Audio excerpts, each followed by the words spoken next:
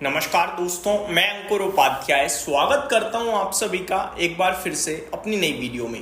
दोस्तों, जिस चीज़ का डर था वो होते हुए दिख रहा है।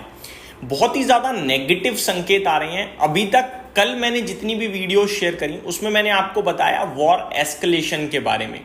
इजराइल और ईरान के बीच में जो वॉर बढ़ते हुए दिख रही है उसके बारे में शेयर किया मैंने। कैसे अमेरिका बैक कर रहा है इजराइल को, वो भी पीछे से, फ्रंट फुट से नहीं।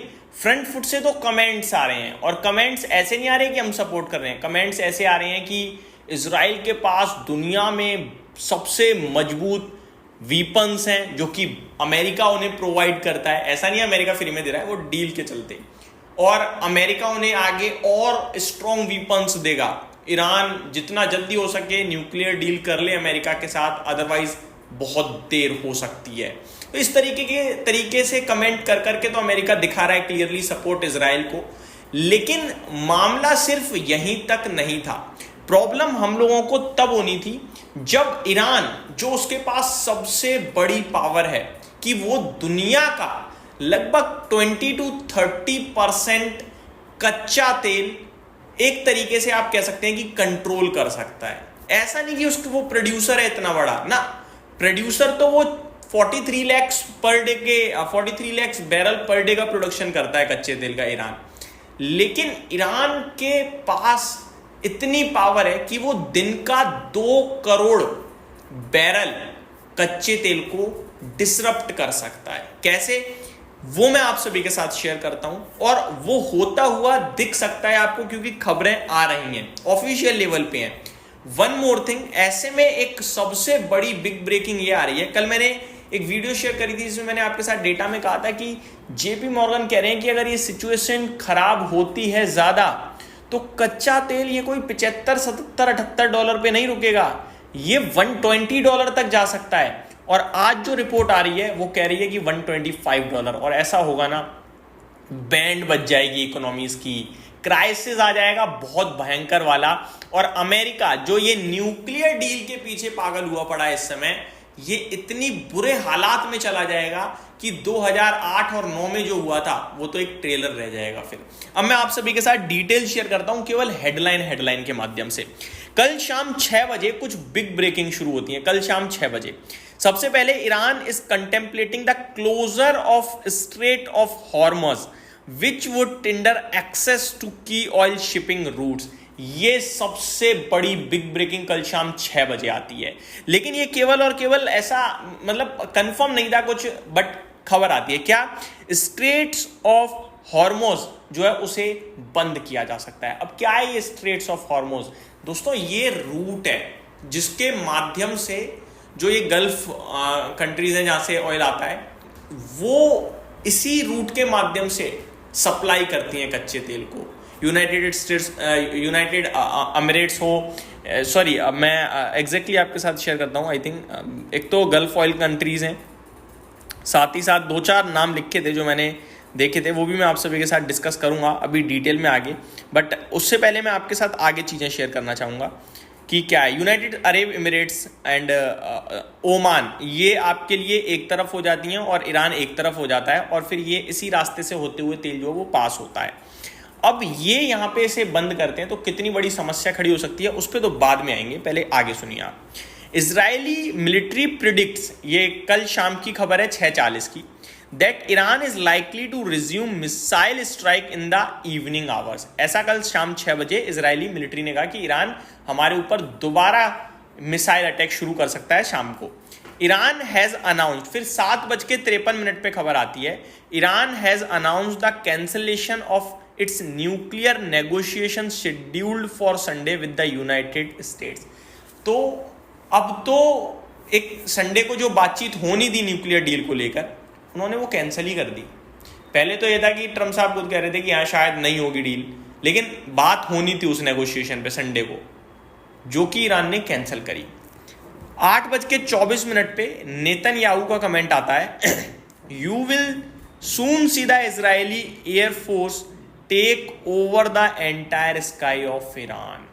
ये इजराइल के प्राइम मिनिस्टर जो कहते हुए दिखे हैं कि जल्दी ही आपको ईरान के ऊपर पूरी तरीके से कब्जा करते हुए दिखेगा इजराइल आसमान में, यानी कि अटैक के माध्यम से।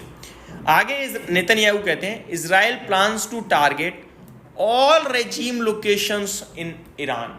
सारी की सारी लोकेशंस को टारगेट करने की बात कर दी इजराइल ने। आगे सुनिए, 9:18 पे खबर आती है, Iranian news outlets report a huge blast at a refinery after an alleged attack by Israeli drones.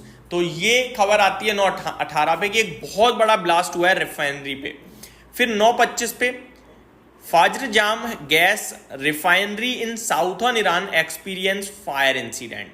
Iran की जो साउथर्न ईरान की जो ये FAJR जैम गैस रिफाइनरी है, यहाँ पे एक बड़ा फायर होता है। 9:32 पे खबर आती है, ship owners are advise to steer clear of the Red Sea and Strait of Hormuz due to the escalating conflict between Israel and Iran. खबर आती है 9:32 पे कि जो ऑयल शिप्स से होते हुए जाता है स्ट्रेट ऑफ हॉर्मोज से, उनसे कहा कि भैया अभी आप रुक जाइए क्योंकि हमला हो सकता है। ठीक है, 10:20 पे भारत की टाइमिंग के हिसाब से बात कर रहा हूं, 10:20 पे रात में खबर आती है, Tehran stock exchanges remain to close for 3 days। Iran की कैपिटल है तेहरान, और वो कह रहे हैं कि हमारा शेयर बाजार अगले 3 दिन बंद रहेगा। स्टॉक एक्सचेंज बंद कर दिया तेहरान का 3 दिन, सिर्फ इन सब चक्करों में, वरना क्राइसिस भयंकर गिरावट देखने को मिलती है आपको। शेयर बाजार बंद हुआ भाई साहब। आगे 11:34 पे खबर आती है, Iranian air defence successfully intercept hostile targets above Tehran. जो तेहरान के ऊपर हमले हो रहे थे इजराइल से, वो इनके डिफेंस सिस्टम ने रोक दिए, मार गिराए। ये 11:30 बजे ईरान कहता है। 11:50 पे ईरान का स्टेट टीवी कहता है, heavy and destructive attack against Israel expected with in hours. अब ईरान का मामला शुरू होता है। ईरान के स्टेट टीवी कह रहे हैं कि कुछ ही घंटों में ईरान अब इजराइल पे अटैक कर सकता है और भयंकर अटैक कर सकता है। रात 12:15 पे खबर आती है, senior Israeli official targets in Iran over next 24 hour include ballistic missile and nuclear programme. मामला इतना बढ़ रहा है कि इजराइल ने कहा कि भाई साहब अगले 24 घंटे में बैलिस्टिक मिसाइल और न्यूक्लियर प्रोग्राम के तहत हमला हो सकता है ईरान के ऊपर। 12:32 पे खबर आती है, Iraq demands US stop Israeli warplanes from using its air space for strike on Iran. तो ये डिमांड करता है इराक की, जो अमेरिका ने उन्हें अपनी जगह दे रखी है आसमान में स्ट्राइक करने के लिए इजराइल के ऊपर, ईरान के ऊपर, वो रोके। 12:37 पे भारत की टाइमिंग के हिसाब से बात चल रही है, वहां दिन था उस समय। खबर आती है ट्रंप से, Donald Trump urges an end to the conflict between Israel and Iran. Finally ये कहते हैं कि भाई साहब ये शांति के लिए, मतलब वो गुहार करते हैं बट वो पीछे से नहीं चाहते हैं। 12:40 पे Israeli military targets gas refinery in Asaluyeh Pars field Iran. तो एक और इनकी रिफाइनरी पे हमला होता है ईरान की। 5:46 मॉर्निंग में भारत की टाइमिंग के हिसाब से ईरान खेल खेलता है, अटैक करता है बड़ा वाला। उनके लिए वहां रात थी। Iran has launched massive attack on Israel.